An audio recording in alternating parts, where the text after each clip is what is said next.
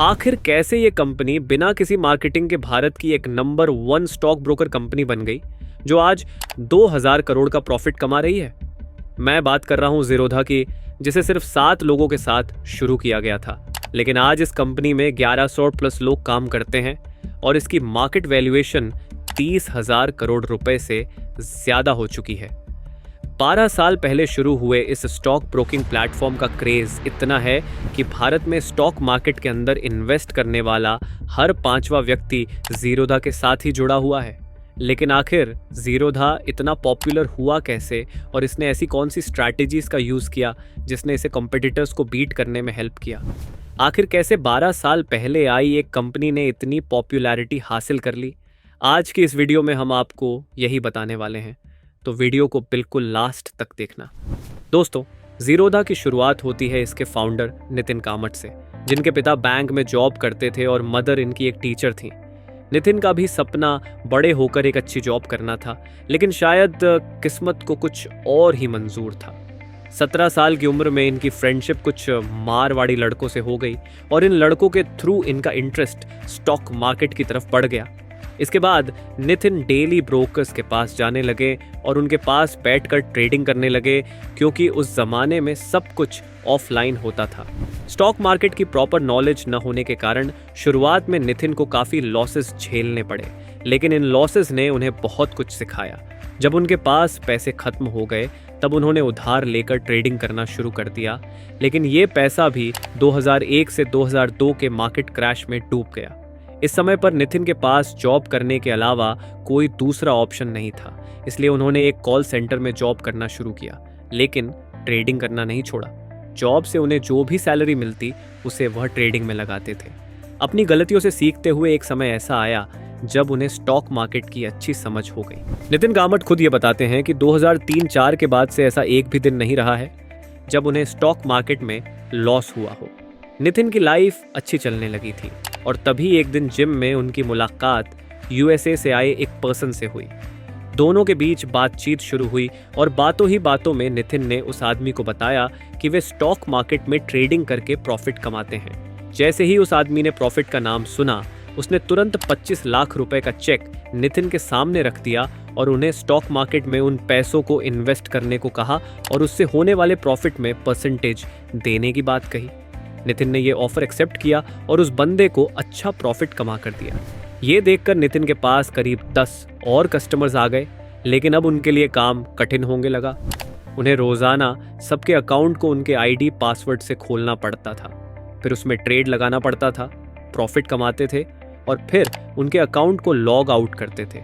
इसके अलावा उन्हें इसका हिसाब किताब भी रखना पड़ता था।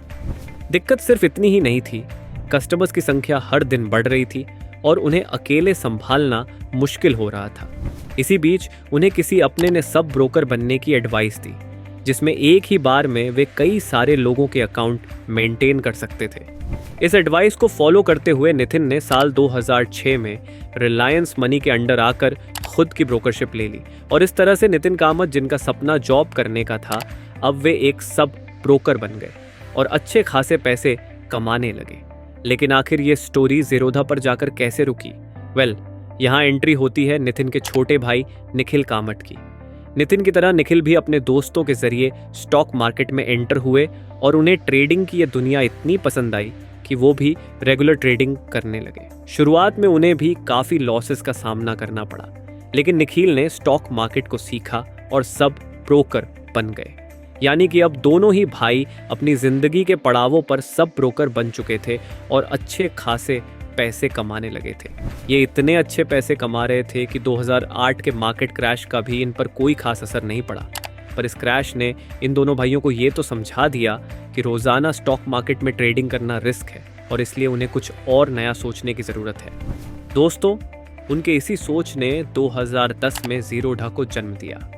उन्होंने ब्रोकर्स की हेल्प के लिए जीरोधा नाम की ब्रोकरेज कंपनी खोली, लेकिन 2008 मार्केट क्रैश के बाद बड़े से बड़े लोग नुकसान खाने के डर से स्टॉक मार्केट से दूरी बना रहे थे और कई बड़ी ब्रोकरेज एजेंसीज बंद हो रही थी।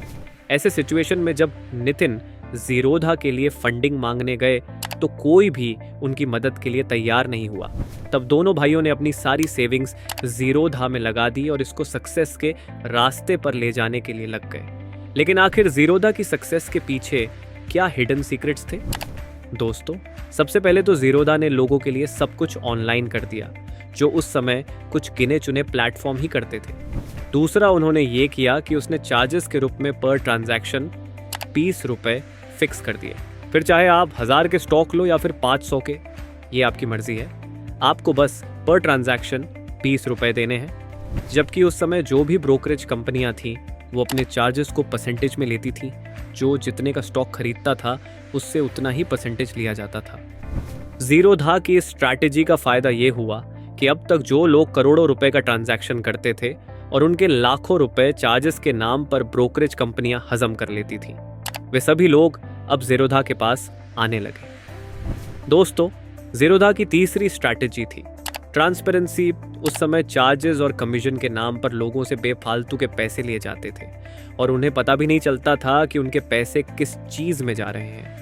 इतने सारे रूल एंड रेगुलेशन थे कि लोग पूरे कंफ्यूज रहते थे कि कब कहां कैसे इन्वेस्ट करने से उनके पैसे फालतू चीजों में खर्च नहीं होंगे। नितिन भी इस कमीशन के चक्कर में अपने बहुत से पैसे पहले गंवा चुके थे, इसलिए उन्होंने जब जीरोधा को लॉन्च किया तो वह उसे ट्रांसपेरेंसी के साथ लेकर आए। जीरोधा में आप जैसे ही ट्रेड लगाएंगे, आपके पास पूरा एक चार्ट खुलकर आ जाएगा, जिसमें बकायदा ये बताया गया होगा कि आप क्या खरीद रहे हैं, किस अमाउंट पर खरीद रहे हैं, आपके इसमें कितने चार्ज लगेंगे, सब कुछ आपको इस चार्ट के थ्रू पता चल जाएगा। जीरोधा की स्ट्रैटेजी ने भी काफी अच्छा काम किया। लोग ट्रांसपेरेंसी के नाम पर जीरोधा की तरफ अट्रैक्ट होने लगे। दोस्तों, जीरोधा की एक और बड़ी स्ट्रैटेजी ये थी कि इसने मार्केटिंग पर अंधाधुन पैसा खर्च नहीं किया था, जैसा कि ज्यादातर स्टार्टअप कंपनियां करती हैं। अब आप इसे जीरोधा की स्ट्रैटेजी कहिए या फिर मजबूरी, क्योंकि जब नितिन ने जीरोधा को लॉन्च करने का सोचा तो उन्हें कहीं से भी इसके लिए फंडिंग नहीं मिली और इसलिए अपने पास जो पैसे थे उसी से उन्होंने इसे लॉन्च किया था। पैसे की अहमियत को वो अच्छे से जानते थे और इसीलिए उन्होंने अपने करोड़ों रुपए मार्केटिंग में न खर्च करके जीरोधा की मेंटेनेंस पर लगाया, ताकि एक बार जब कोई कस्टमर उनके पास आ जाए तो वो जीरोधा को छोड़ कर जाने का ना सोचे। दोस्तों, जीरोधा की एक स्ट्रैटेजी काफ़ी यूनिक भी थी, जहां बाकी कंपनियों ने फंडिंग के नाम पर मोटा पैसा उठाकर लोगों का अपने यहाँ फ्री में अकाउंट खोल रही थी। वहीं जीरोधा ने अपने यहाँ अकाउंट खोलने के 200 रुपए और साल भर काम करने पर मेंटेनेंस फीस के नाम पर 300 रुपए लिए। कहने का मतलब ये है कि जीरोधा ने अपने कस्टमर से पैसे कमाए, जबकि बाकी ब्रोकिंग कंपनियों की झोली में फ्री के नाम पर कुछ भी नहीं गया। और शायद यही वजह है आज जीरोधा इस रेस में नंबर 1 पर है। अब यहाँ आप जैसे कुछ लोग ये सोच रहे होंगे कि जब जीरोधा पैसे ले रहा था और बाकी कंपनियां फ्री में अकाउंट खोल रही थी तो फिर लोग जीरोधा के पास क्यों गए? तो दोस्तों, इसकी वजह थी ट्रस्ट। जीरोधा अकाउंट ओपनिंग के पैसे ले रहा था, मेंटेनेंस फीस के नाम पर पैसे ले रहा था, इसलिए जो सीरियस लोग थे जिनका करोड़ों का टर्नओवर था, उन्हें कहीं ना कहीं ये विश्वास था कि अगर जीरोधा पैसे ले रहा है तो ज़रूर यहाँ हमारा पैसा सुरक्षित रहेगा। जबकि सब कुछ फ्री देने वाली कंपनियां कभी भी फ्रॉड कर सकती हैं। दोस्तों, जीरोधा की ये स्ट्रैटेजी ही थी जो उनके एक साल में 1000 कस्टमर्स हो गए थे, और वो भी बिना किसी मार्केटिंग के और बिना किसी फंडिंग के अपने दम पर। दोस्तों, जीरोधा की अगली स्ट्रैटेजी टेक्नोलॉजिकली सुपीरियर बनने का था, क्योंकि अब तक जितनी भी स्ट्रैटेजी जीरोधा ने अपनाई थी उसे कोई भी ब्रोकरेज कंपनी कॉपी कर सकती थी। इसलिए उन्होंने एक बेसिक सॉफ्टवेयर बनाया और उसका नाम रखा जीरोधा ट्रेडर। यह ऐप आसानी से डाउनलोड हो सकता था और इस पर आसानी से लोग काम भी कर सकते थे। उन्होंने जीरोधा मोबाइल करके भी एक ऐप लॉन्च किया।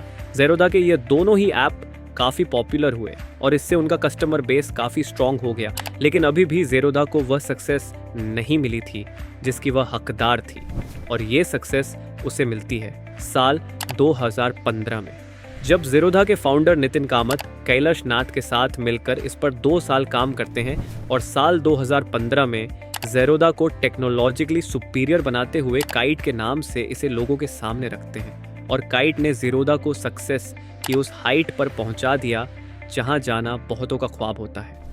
दोस्तों, कैलाश नाथ जी कोई आम शख्स नहीं थे, ये आर्टिफिशियल इंटेलिजेंस और कोडिंग में मास्टर थे।